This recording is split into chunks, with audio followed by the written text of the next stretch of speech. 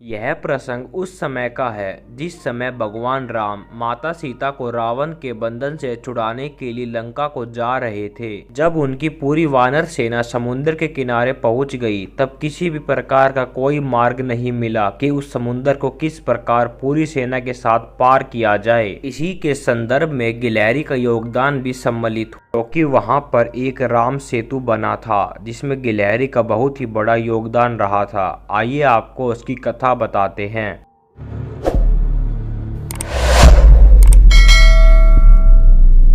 यह बात उस समय की है जब भगवान राम माता सीता को बचाने के लिए लंका जाना चाहते थे, परंतु समुद्र की वजह से लंका पर नहीं पहुंच पा रहे थे और उन्हें किसी भी प्रकार का कोई रास्ता नहीं सूझ रहा था। इस पर भगवान श्री राम क्रोधित हो उठे और उन्होंने समुद्र पर बाण तान दिया, जिसकी वजह से समुद्र देवता भयभीत हो गए और भगवान श्री राम के सम्मुख प्रकट हो गए और वार्तालाप में उन्होंने बताया कि आपकी सेना में नल और नील दो ऐसे वानर हैं जिसके जरिए आप राम सेतु का निर्माण कर सकते हैं और इस समुद्र को पार कर सकते हैं। इसके पश्चात वानर सेना और हनुमान जी ने यह तय किया कि हम सागर के ऊपर एक सेतु का निर्माण करेंगे और उसी पर चलकर लंका पहुंच जाएंगे। इसके पश्चात हर एक वानर ने पत्थर पर प्रभु श्री राम का नाम लिखना शुरू किया और नाम स्मरण करते हुए नल और नील ने पत्थर को सागर में डालना शुरू किया। जैसे ही प्रभु का नाम लिखकर पत्थर डालने लगे तो पत्थर भी पानी में तैरने लगे और कुछ ही दिनों में राम सेतु बनकर तैयार हो गया।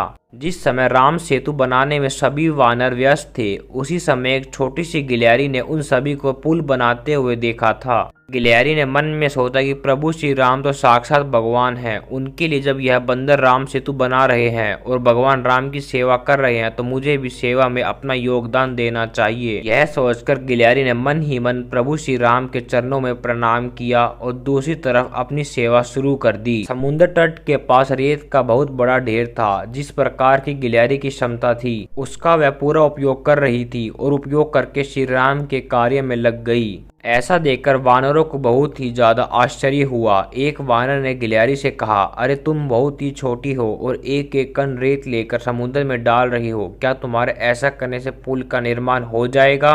तब गिलहरी ने जवाब दिया कि भैया मैं भले ही बड़े पत्थर नहीं उठा सकती हूँ, आप लोगों जैसी सेवा तो नहीं कर सकती हूँ, परंतु इतनी श्री राम ने मुझे क्षमता दी है उतनी सेवा तो कर ही सकती हूँ। भले ही यह सेवा छोटी हो परंतु श्री राम की सेवा तो हो ही रही है, इसलिए आप मुझे यह सेवा करने दीजिए। ऐसा कहने के पश्चात गिलहरी दोबारा से रेत लेकर सागर में डालने की सेवा करने लगी। यह सेवा करते हुए गिलहरी बहुत ही ज्यादा थक गई थी, परंतु अपनी थकान की उसने परवाह नहीं की और बिना रुके सेवा करती ही रही। वह मन ही मन कह रही थी, आपको क्या पता, जब तक मेरे शरीर में प्राण है तब तक मैं प्रभु श्री राम की सेवा करती रहूंगी। इसके पश्चात जब वह दोबारा रेत लेकर समुद्र की ओर जाने लगी, तब किसी ने बहुत ही प्रेम से उसकी तरफ देखा और वह थे प्रभु श्री राम। जैसे ही श्री राम ने गिलहरी को देखा, उन्होंने गिलहरी को अपने हाथों में उठा लिया। इसके पश्चात श्री राम ने अपने प्रेम से अपनी दाहिनी हाथ की उंगलियों से उसके सिर पर हाथ फेरते हुए गिलहरी से कहा, भले ही तुम छोटी हो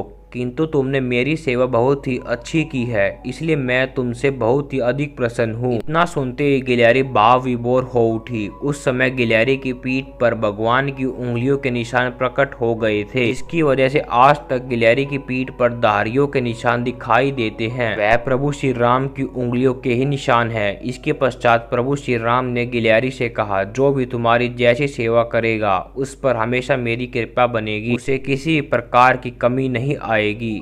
दोस्तों, कहानी अच्छी लगी हो तो लाइक और सब्सक्राइब जरूर करें। धन्यवाद।